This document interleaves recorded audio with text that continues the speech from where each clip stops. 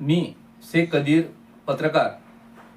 मी वरोड बकालला राहत असून संग्रामपूर तालुक्यात किंवा बुलढाणा जिल्ह्यात विविध ठिकाणी आपल्या पत्रकारी क्षेत्रामध्ये मी सत्य बाहेर काढण्यासाठी खूप मेहनत घेतो आणि त्या संदर्भात मी काही एका प्रकरणात तक्रार दिलेली होती जिल्हाधिकारी साहेब यांना 23 जुलै 2025 रोजी.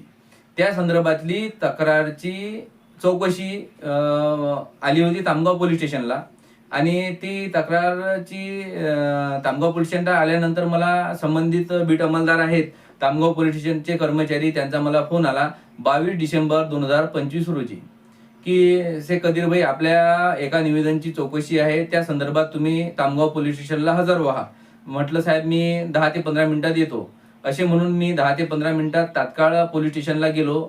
त्यांनी त्या चौकशीचे निवारण करण्यासाठी संबंधित अधिकारी यांना फोन केला होता, परंतु त्यांनी फोन रिसीव्ह केला नाही आणि त्यामुळे त्यानंतर बीट अंमलदार यांनी त्यांच्या कार्यालयात जाऊन त्यांच्यासोबत काहीतरी चर्चा वगैरे केली किंवा काय केलं मला काही माहीत नाही. आणि त्या दिवशी मग परत त्यांनी मला तामगाव पोलीस स्टेशनला आल्यानंतर मला सांगितलं की शेख कदीर भाई, आपण या विषयावर नंतर बोलू, आपण आपल्या कार्यासाठी जा, आपले कामं करा. त्यानंतर मी परत संग्रामपूर न्यायालय येथे माझ्या पेपरच्या जाहिराती संदर्भात मी परत आलो होतो आणि संध्याकाळी 6 वाजे 6:30 वाजे दरम्यान मी संग्रामपूरवरून माझ्या घरी येण्यासाठी वरवड बकालकडे निघालो होतो मोटरसायकलनं.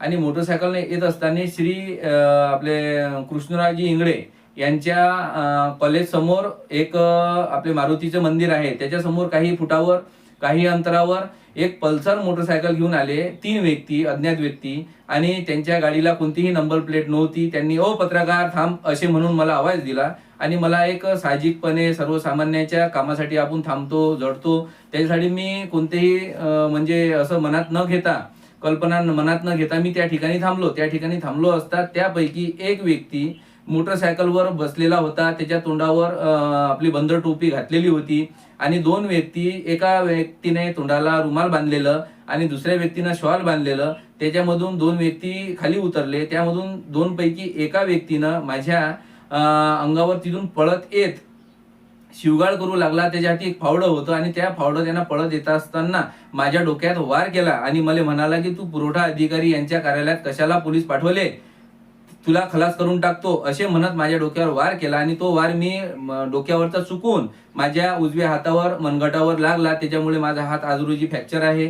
मी सगळ्या दवाखान्याचा ट्रीटमेंट वगैरे करून तामगाव पोलीस स्टेशनला FIR नोंदवली आहे. माझ्या जीवाला या संबंधित लोकांपासून जीवित धोका निर्माण झाला आहे. माझ्या पूर्ण परिवारात मी एकटा करता हरता आहो. या संबंधित माझी तक्रार नोंदवण्यात आलेली आहे आणि त्याचे तपास अधिकारी आपले PSI बोपटे साहेब करीत आहेत. मला जिल्हा पोलीस अधीक्षक साहेब यांनाही मला म्हणायचं आहे की जर पोलीस प्रशासनाकडून किंवा संबंधित लोकांकडून अशी मारहाण जर पत्रकाराला होत असेल किंवा माझं जर बरं वाईट झालं असतं, तो जो फावडा माझ्या मस्तकात किंवा डोक्यात लागला असता तर मी आज रोजी अकोल्याला भरती असतो किंवा माझं काहीतरी बरं वाईट झालं असतं. तर या विषयाकडे संबंधित अधिकाऱ्यांना व संबंधित लोकांना बोलवून तात्काळ चौकशी करावी व त्यांच्यावर कारवाई करण्यात यावी अशी माझी एक विनंती आहे.